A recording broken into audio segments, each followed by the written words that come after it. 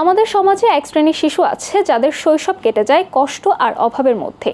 এরা হলো বস্তিতে বসবাসকারী শিশু। শহরের কোণে কোণে গড়ে ওঠা বস্তিগুলোতে জন্ম নেওয়া শিশুরা নানা ধরনের বঞ্চনার মধ্য দিয়ে জীবন পার করছে। বস্তিতে বসবাসকারী শিশুদের জীবন যেন এক অব্যক্ত সংগ্রামের নাম, যেখানে নেই নির্ভরতা, নেই নিশ্চিত ভবিষ্যৎ। রিপোর্ট করছে তাফফিন জুনাইরা আনশি। ছোট একটি ঘরে টিনের ছাউনি, চারপাশে নোংরা নালা, সেই পরিবেশে বড় হচ্ছে এখানকার শিশুরা।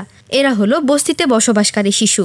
দারিদ্র্য, অপুষ্টি, শিক্ষা থেকে বঞ্চিত হওয়া আর দুর্বল স্বাস্থ্য ব্যবস্থা সব মিলিয়ে তাদের জীবন এক করুণ বাস্তবতার চিত্র ফুটিয়ে তোলে। গার্জিয়ানরা তো অনেকে বাসায় থাকে না, তার জন্য তারা এলোমেলো অবস্থা বস্তির মধ্যে ঘোরাফেরা করে, নোংরা পরিবেশে খেলাধুলা করে। এরপরে দেখাই যাচ্ছে নোংরা পরিবেশে টয়লেট। তাদের পড়াশোনায় তেমন মনোযোগী নাই, তারা খেলাধুলা, এই বদমাইশি, ফাইজলামি এগুলো নিয়ে ব্যস্ত থাকতো। এই বস্তির ময়লার স্তূপের উপর নির্মিত এসব উন্মুক্ত টয়লেটই ব্যবহার করেন পুরো বস্তিবাসী। ময়লার স্তূপের উপর চলে এসব শিশুদের নিত্যদিনের খেলাধুলা। আমাদের এখানে তো পরিষ্কার নাই, আমরা এখানে খেলে আবার ঘরের ডাস্টবিনে এদিক দিয়ে খেলি, আমরা কাঠ আবার দিয়ে খেলি। আমরা বর্ষার সময় আপনার ঘরে পানি ওঠে, তারপর অনেক কষ্ট হয়, টিন মিন ভেঙে যায়। তোমরা যে বাথরুম ইউজ করো সেটা কি ভালো থাকে? না। ময়লা থাকে বাথরুমে।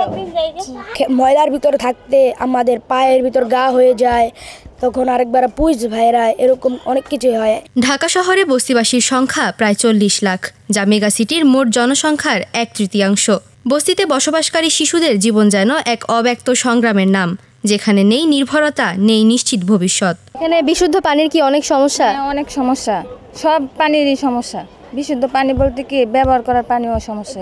রান্না বান্নায় যে পানিগুলো ব্যবহার করেন সেগুলা কি ভালো? হ্যাঁ আছে, অনেক দূরে থেকে আনা লাগে আর কি। পরিষ্কার জীবনযাপন ও মৌলিক অধিকার থেকে বঞ্চিত এখানকার শিশুরা, জানিয়ে চিন্তিত এখানকার সমাজকর্মীরা। এরা হচ্ছে ছোট বাচ্চা, অবহেলিত।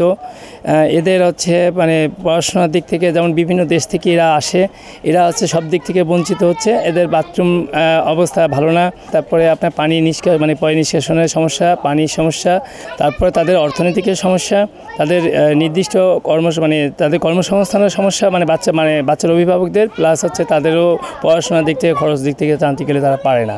এটা তো খুব কষ্টকর ব্যাপার।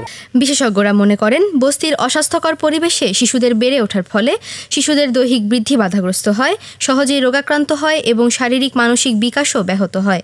প্রধান একটা নিয়ামক হচ্ছে আলো, বাতাস, প্রাণ, পানি। এখন পথ শিশু বা স্লাম এরিয়া যেসব বাচ্চারা বড় হয়, তারা আসলে সুপেয় পানি, পর্যাপ্ত আলো এবং বিশুদ্ধ বাতাসের অভাবে থাকে। বড় হওয়ার জন্য কিন্তু শারীরিক এবং মানসিক বিকাশ দুটোই গুরুত্বপূর্ণ। আমরা সবসময় শুধু শারীরিক অসুস্থতা নিয়ে চিন্তা করি, কিন্তু একজন শারীরিকভাবে অসুস্থ মানুষ কিন্তু সমাজে বাস করতে পারে, কিন্তু যখন একটা মানুষের মানসিক বৈকল্য দেখা দেয় বা ডিপ্রেশন, সুইসাইডাল টেন্ডেন্সি, ওই মানুষগুলো কিন্তু সমাজচ্যুত হয়ে যায়। এটাও কিন্তু একটা গুরুত্বপূর্ণ অংশ, যে তারা মানসিকভাবে সুস্থভাবে বেড়ে উঠতে পারে না। নতুন বাংলাদেশে সবার বিশ্বাস, এই শিশুদের সুন্দর ভবিষ্যৎ দিতে এগিয়ে আসতে হবে সকলকে, কাজ করতে হবে রাষ্ট্রকেও।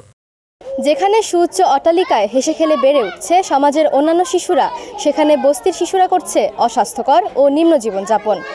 বর্জ্য ব্যবস্থাপনা, শিক্ষা, খেলাধুলার অভাব এবং অপুষ্টি ও রোগবালাইয়ের সংক্রমণে গ্রাস করে রেখেছে তাদের সোনালী শৈশব। তারাও বেড়ে উঠতে চায় সুস্থ ও সুন্দর পরিবেশে। তাই তাদের জীবনমান উন্নয়নে এগিয়ে আসা উচিত সরকার এবং সমাজের ধনী শ্রেণীর মানুষদের, এমনটাই মনে করছেন বিশেষজ্ঞরা। তাফফিন জুনাইরা আনশি, আমরা করব জয়, ATN বাংলা, ঢাকা।